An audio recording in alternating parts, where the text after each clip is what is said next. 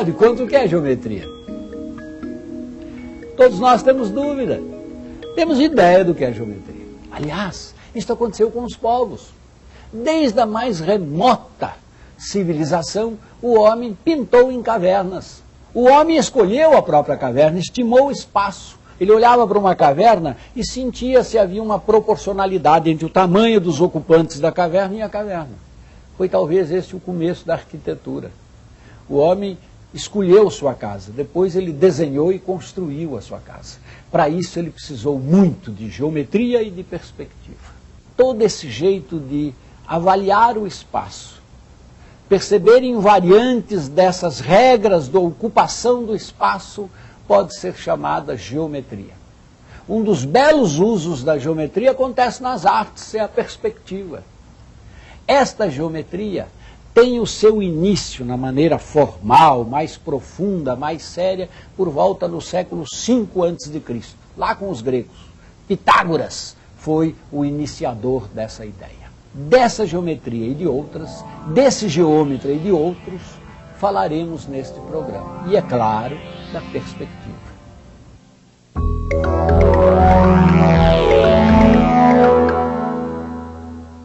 A geometria investiga as formas e suas dimensões, determinando suas propriedades, seus elementos e suas transformações. É inegável o fascínio que as formas geométricas exercem sobre o artista moderno. Mas, há milhares de anos, muito antes de Pitágoras, os chineses já gostavam de formar figuras a partir das formas geométricas obtidas pela fragmentação de um quadrado. Este é o Tangram, um antigo jogo chinês, cujo objetivo é construir o máximo de desenhos possíveis ao combinar estas 7 peças formadas a partir da divisão de um quadrado. Através dele, podemos observar o fascínio que as formas geométricas exercem nas mais diversas civilizações e épocas da humanidade. Por sinal, Tangram, em chinês, significa os 7 pedaços inteligentes, ou o quebra-cabeça de 7 sabedorias.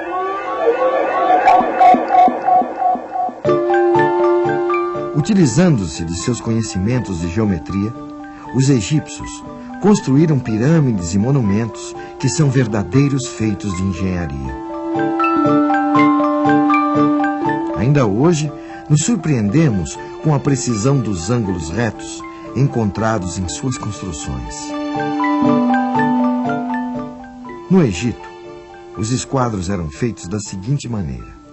Imagine uma corda com 3 nós, sendo a distância do primeiro ao segundo de 3 vezes uma unidade de medida, que pode ser, por exemplo, o comprimento de um braço. E a distância do segundo nó ao terceiro a 4 vezes essa unidade. Os egípcios sabiam que se fixassem a corda no nó intermediário e unissem o primeiro nó ao terceiro, com um novo segmento de 5 vezes a unidade de medida, o ângulo oposto a esse segmento seria de 90 graus. Com esses quadros de corda, eles podiam verificar com precisão matemática se os ângulos de suas construções mediam ou não 90 graus. Mas eles também eram utilizados na divisão das terras férteis às margens do rio Nilo, logo após as cheias que anualmente faziam desaparecer as demarcações de fronteiras. E tinha ainda a vantagem de que um pedaço de corda é bem mais fácil de carregar do que um esquadro de madeira. Esse é um exemplo do que chamamos Triângulo de Pitágoras. O filósofo e matemático grego observou que nos triângulos que possuíssem um ângulo reto, ou seja, de 90 graus, as áreas dos quadrados geométricos formados pelos catetos, somadas, eram equivalentes ao quadrado formado pela hipotenusa.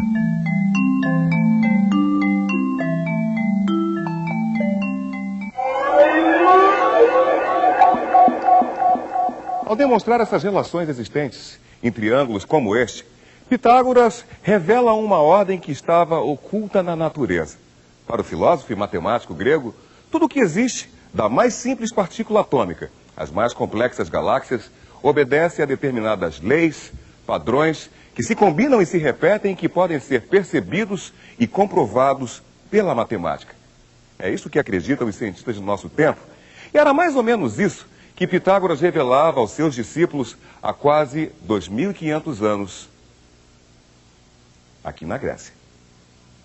As teorias formuladas por Pitágoras foram divulgadas pelo vai e vem das caravanas e conquistaram seguidores de um extremo ao outro do mundo.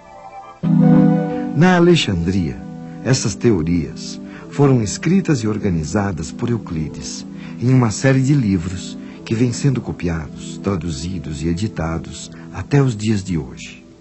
Euclides percebeu que os fatos geométricos existem, como circunferência, pirâmide, prisma, que precisam ser definidos com precisão.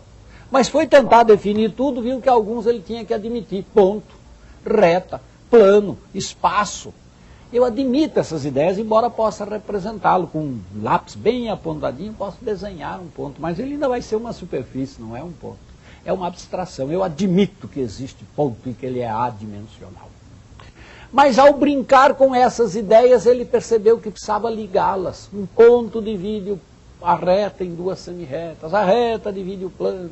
Se eu tenho uma semirreta, um ponto aqui, outro acolá, o segmento que liga os dois corta a reta. Estas são verdades que a gente admite, são os postulados. Vem do latim postulare, quer dizer pedir, eu peço que você aceite. Ou no grego chama-se axioma, verdade admitida. Das verdades admitidas surgem outras, que eu as demonstro. São os teoremas, os lemas, e com isso forma o edifício científico. Quem fez isso no século III a.C. foi Euclides. Surgiu aí a geometria lógica, axiomática, euclidiana. No século VIII, o Império Muçulmano se estendia desde a Espanha até as fronteiras da Índia e da China. Apropriando-se mais do que dos territórios e das riquezas materiais, de todo o conhecimento e da ciência dos povos conquistados.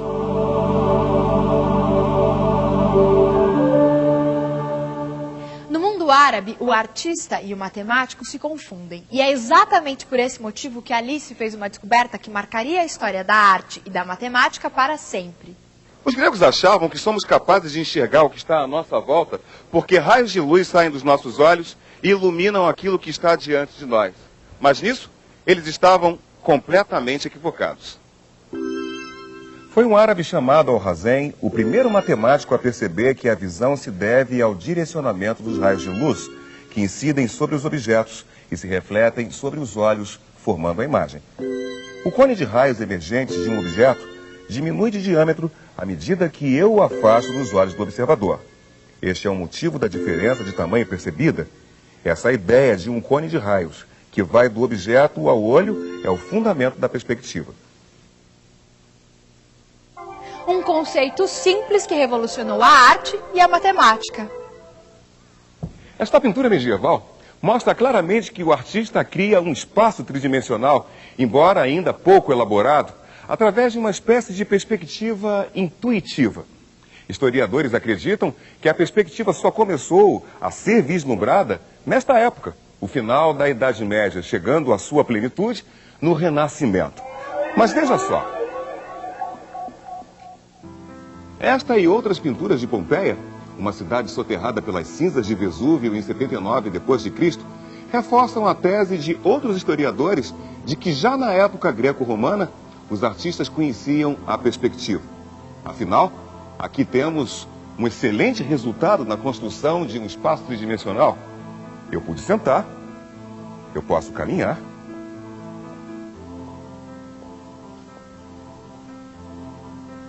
e até mudar de ambiente.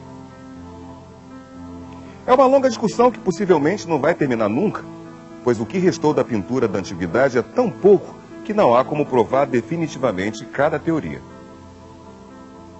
Mas com respeito ao Renascimento, não há dúvidas de que a descoberta ou redescoberta da perspectiva deu-se tanto na prática dos ateliês quanto no campo teórico. Quando começou o interesse do homem pela representação do espaço? Nas cavernas. A perspectiva não se inicia com este sentido gráfico que a perspectiva tem hoje.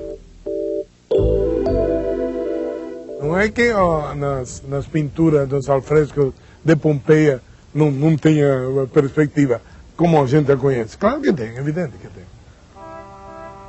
Só que ela é montada em razão de uma espacialidade visual, não de um processo mecânico de representação.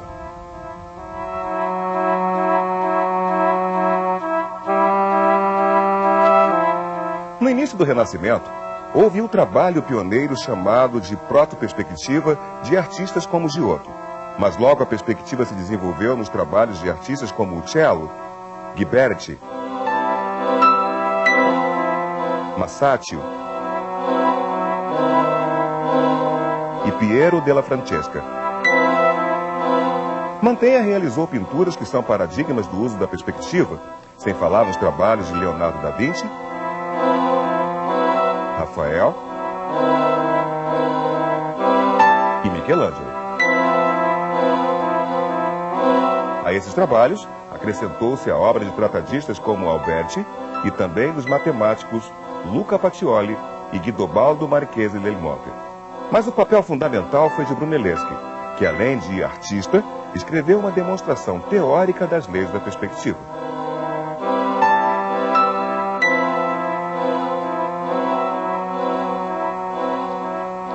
A perspectiva reassumiu importância para a pintura quando os artistas quiseram reproduzir efeitos naturais no final da Idade Média. Esse efeito pode ser conseguido de maneira intuitiva ou por meio de uma construção geométrica como esta. As linhas que parecem convergir para um ponto distante, o ponto de fuga, dão a impressão exata da terceira dimensão. Tanto que podemos caminhar pelo quadro ou passar por objetos que diminuem de tamanho proporcional ao aumento da distância. Mas raramente os pintores se utilizaram da perspectiva geometricamente calculada. Ela parece exagerada ao olho do espectador, o que fez com que os grandes mestres como Van Eyck lançassem mão de outros meios, como as cores e a luz, para criar o efeito da tridimensionalidade. Como podemos observar nesta cena registrada por Van Eyck, a luz que entra por essa janela dá a noção de profundidade da sala mais do que as linhas de fuga que estão discretamente traçadas no chão.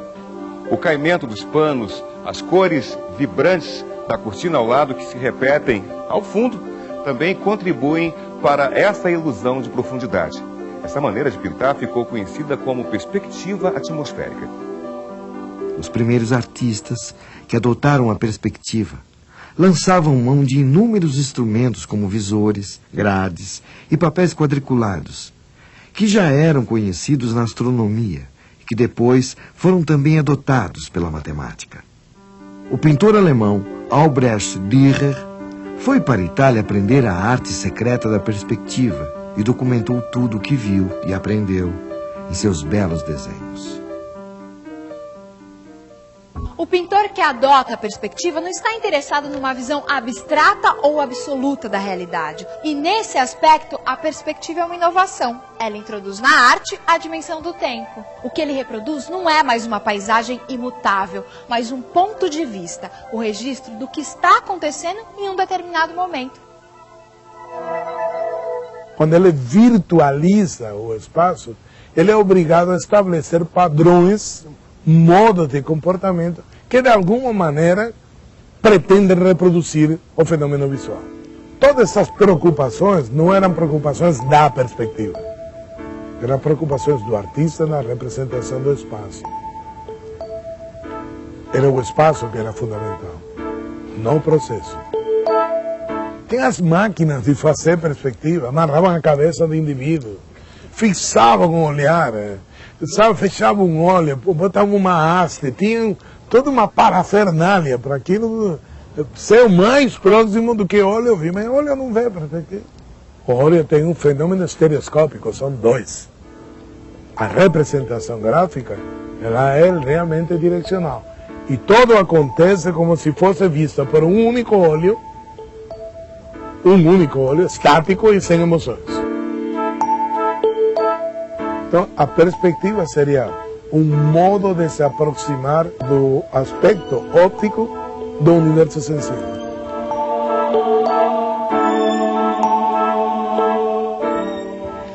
recursos fornecidos pela perspectiva aos pintores do Renascimento permitiram não só retratar a realidade com o máximo de semelhança possível, mas também alterá-la sutilmente para reforçar conceitos filosóficos e religiosos da época. Este famoso quadro de Leonardo da Vinci mostra Jesus reunido com seus discípulos em sua última ceia.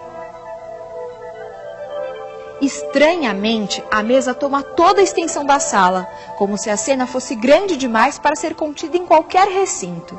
Reparem que o rosto de Jesus coincide com o ponto de fuga, e as cabeças dos apóstolos ocupam a linha de horizonte do quadro.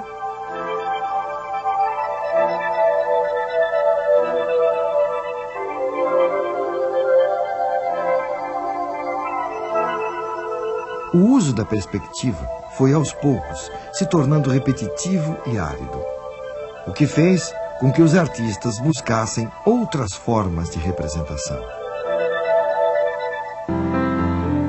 Perceba como o artista francês Cézanne, no início do século XX, alcança o objetivo de representar o espaço tridimensional sem o uso da perspectiva.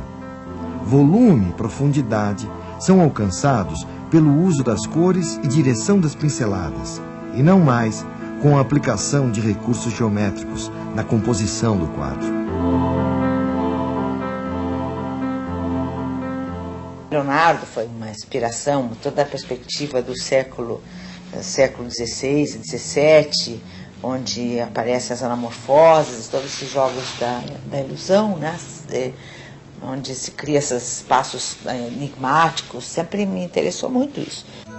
Claro que não para repetir o passado, mas para me aproximar dele como um discurso que eu pudesse de alguma maneira utilizar, atualizar através de operações mais paródicas ou irônicas, mas adaptadas a meus propósitos de discussão da imagem, né, na contemporaneidade.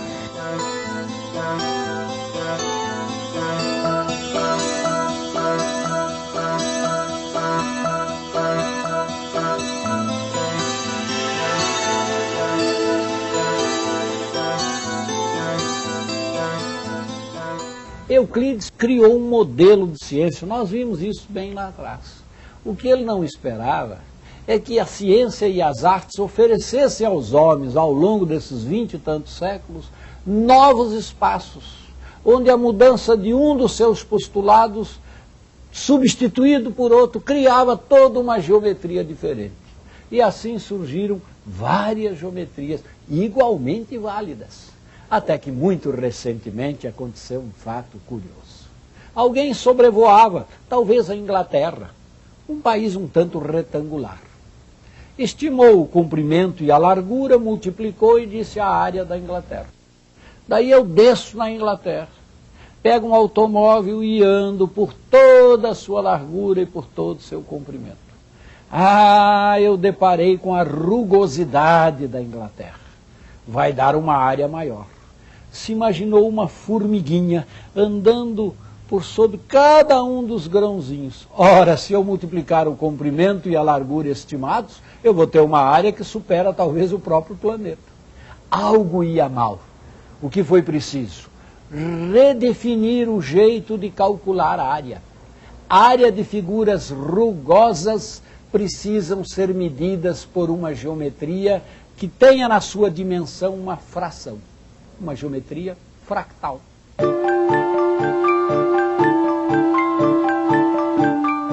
Nuvens não são esferas, montanhas não são cones, litorais não são círculos, as cascas das árvores não são lisas, tampouco a luz dos relâmpagos viaja em linha reta. Turbilhões, as batidas do coração quando nos emocionamos, as trajetórias de estrelas e planetas, as mudanças no clima são fractais, a geometria da natureza. No começo dos anos 80, muitos estudiosos começaram a utilizar computadores no desenvolvimento de suas teorias. Nessa época, Benoît Mandelbrot trabalhava na IBM estudando objetos que se repetiam em qualquer escala. Com base nos estudos de Poincaré, observando algumas equações e comportamentos caóticos e utilizando os computadores, Mandelbrot percebeu que algumas figuras eram compostas por repetições em escala de suas próprias formas. Surgia assim uma nova geometria, uma geometria da natureza, a geometria fractal. A partir de um triângulo equilátero, dividimos cada lado em 3 partes iguais. Na terça parte de cada lado, construímos um novo triângulo equilátero, apontando para fora. Depois, apagamos as partes comuns do antigo e nos novos triângulos. Podemos continuar procedendo da mesma forma indefinidamente, obtendo uma curva estrelada que recebeu o nome de floco de neve. O litoral brasileiro pode ser considerado um fractal. Os contornos e traçados mudam a cada escala de aproximação, ganhando novos detalhes, tal como a curva floco de neve. À primeira vista, a ideia de fractal parece esquisita. Que sentido pode ter a afirmação de que uma coisa tem uma dimensão e um quarto?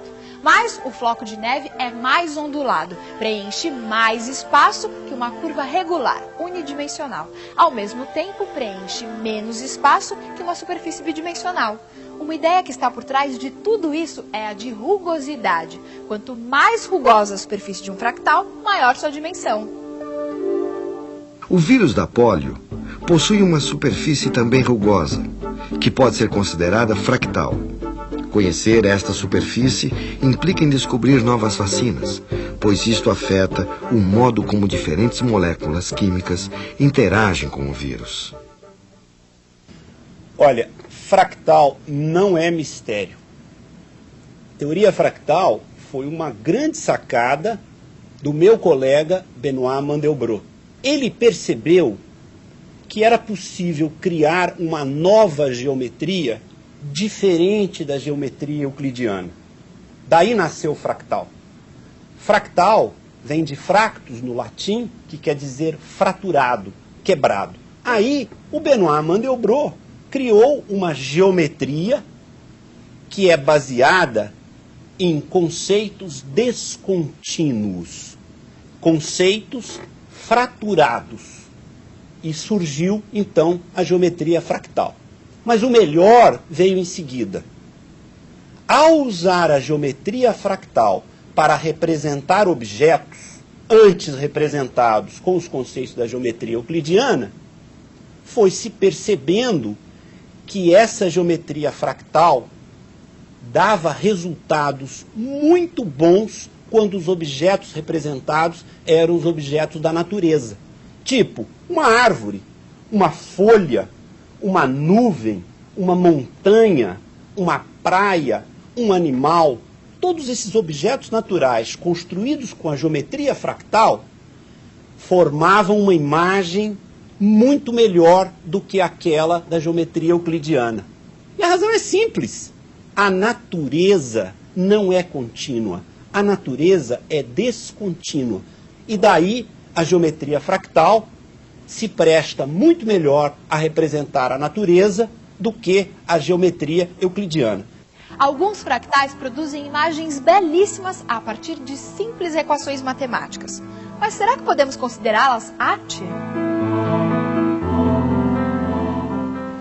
A primeira impressão que você tem é que é uma fotografia, né? O mais legal de tudo é justamente isso, ver que isso aqui não foi feito assim aleatoriamente, é uma equação matemática isso aí, não é? E pelo fato de serem assim, resultados de equações matemáticas, tira a pureza, a beleza enquanto arte? De maneira alguma, porque eu acho que a descrição da natureza é bela, tá certo? Eu acho que é, mas atrás do computador tem que estar um artista. Porque a maioria das pessoas tem uma ideia de que matemática é somente números, e não entende que matemática são baseadas em conceitos, ideias, e são ideias expressas em cores, né, em figuras, né.